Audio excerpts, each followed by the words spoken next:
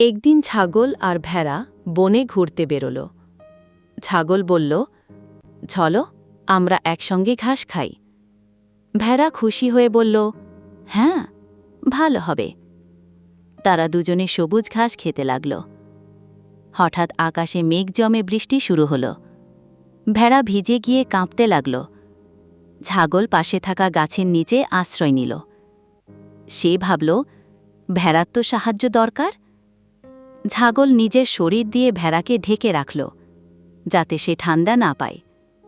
বৃষ্টি থেমে গেলে ভেড়া বলল, তুমি সত্যি আমার ভালো বন্ধু। ছাগল হেসে বলল, বন্ধু মানেই তো বিপদে পাশে থাকা।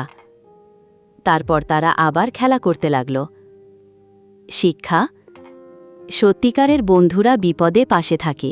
তো বন্ধুরা, এই গল্পটির জন্য লাইক তো করতেই হয়, আর এমন গল্প আরও দেখতে চাইলে সাবস্ক্রাইব করে দাও।